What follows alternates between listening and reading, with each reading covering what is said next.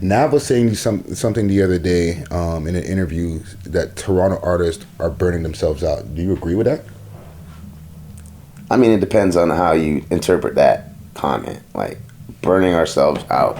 That goes back to the fact that too much music's coming out in the span of a month. You know what I mean? Like, you're coming off a record too quick. So that could be the case. They could be burning themselves out in that matter, just dropping too much music. But that's also the climate that we live in now, right? People's attention spans is like, a record's bopping for 3 weeks and it's gone. Yeah.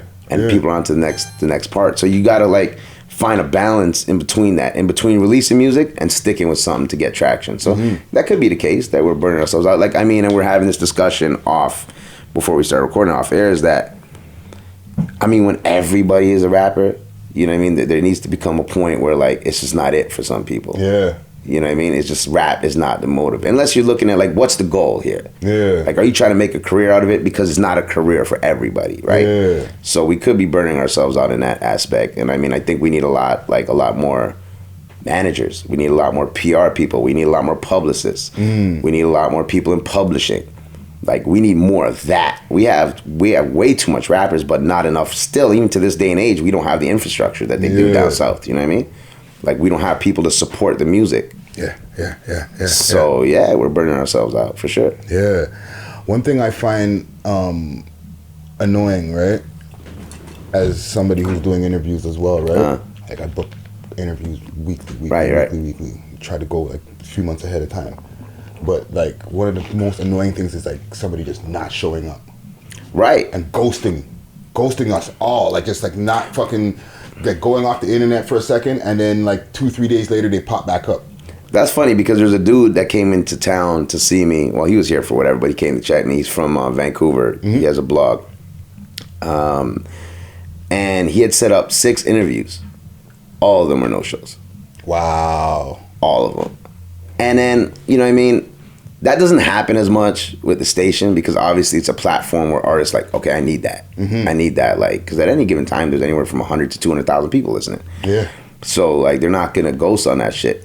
But the blog or the dude from Vancouver or anything is just as important. You know what I mean? My thing is I get pissed off at sometimes like, you know, there might be a situation where your dude is coming in for interview and just doesn't know how to answer questions or doesn't know how to. He's not interview ready. So a lot of cats are like, yo, I want to come in for an interview. But I'm like, my guy, you're not, you need media training. Like, I'm not going to do an interview. If it sucks, I'm not going to air it. I'm like, fuck it, I'm not going to air it. Like, it's going to be embarrassing. It could be embarrassing for the artist and could be embarrassing for me. You know what I mean? I don't want to, it's just like you ask a question, you get a 1-sentence answer. And then you could tell the guys that are polished, like, or the guys that have been in the business. We did the takeover where it aired all day on March 6th. Yeah. And one of my favorite interviews was with Bishop and Rochester. And I asked myself, why were those my favorite interviews? Because you ask a question and I'm getting a response, like a full-fledged response with meat in there. Like, it's a conversation. And I think some of the younger artists are not as experienced being in an interview setting. And I think they need to get themselves media ready for that. I think they need to get in the mindset when they're sitting down for an interview, this is everybody's opportunity to get to know you. And you can't fuck that up. You gotta be, you gotta be entertaining, man. Like, people wanna have to listen, and this is their opportunity to get attached to you and really rock with you. And I think that opportunity is being lost sometimes. So I mean, as like people not showing up for interviews, my thing is just not being ready for an interview. Not being ready. Nah. What's another thing that it's like, man, you guys are fucking up over here? Like, you can't be fucked up coming into the interview. You cannot be fucked up. You might think you could smoke all day, every day, but when you get in that studio and the lights are on and the mic's in front of you, and maybe me and you don't know each other, you're talking to strangers, you're out of your comfort zone, and you've been smoking backwards all day, like, it's not professional. There has to be professionalism. Like, this is a business. This is the music business. If you're not cut out for the music business, you're not gonna last. This is not music games. You know what I mean? This is not music hobby. It's called a music fucking business. Music business. This is business. This is the big leagues. Like, if you really want to do this and you're a rapper, you better be ready to do this shit. Like, it's not unless it's a hobby, that's great. But if you're coming at me like, yo, I'm doing this, and then it's a motherfucking business, my guy, you better be ready to get down to business, because talent in music only plays a small part of it. And we see that shit with, like, Bad Baby. Yo, she got a fucking hot record out right now with Bestie.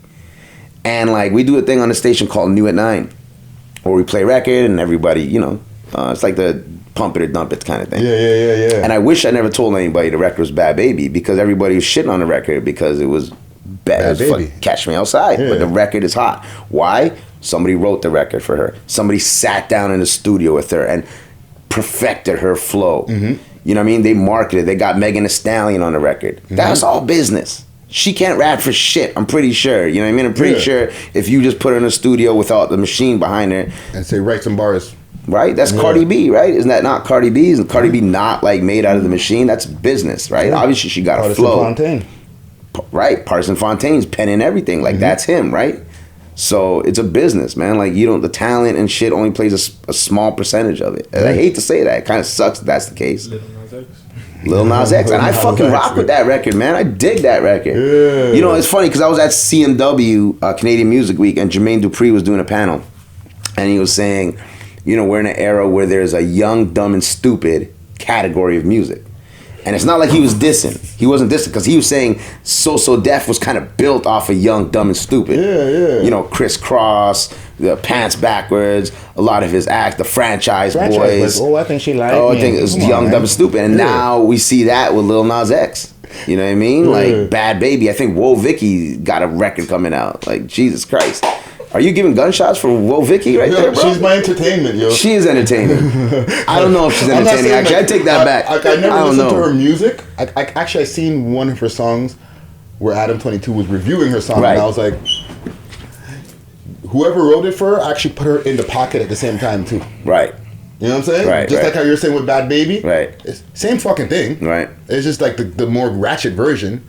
You know what and I don't like admitting that like Bad Baby got a record. Like I know I'm gonna catch flack, but there's gonna be somebody in the motherfucking comments who are like, "Yo, Ricochet, is he crazy?" If you play it on the radio and you, like you said, you don't fucking say who it is.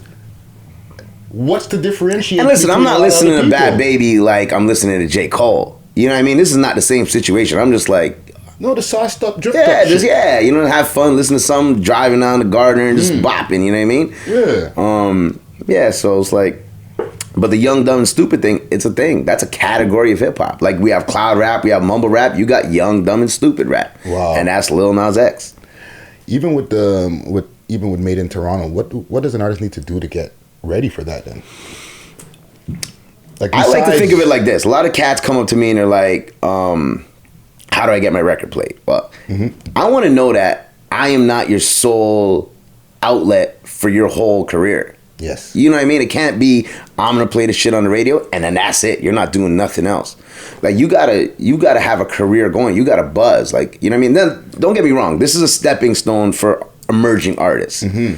But as you're emerging, there gotta be a game plan. Yes. You know what I mean? If you're dropping a single, I don't wanna see the video come out 3 months later. Yeah. It's too late. Like I try to tell artists, if you're gonna drop a single, hold on to the single until the video's ready. Drop the single. 2-3 weeks later, hit him with the video, build a buzz. You know what I mean? Have a buzz going. And it's how easy is it to shoot a video right now? Yeah. Like, bro, you can shoot.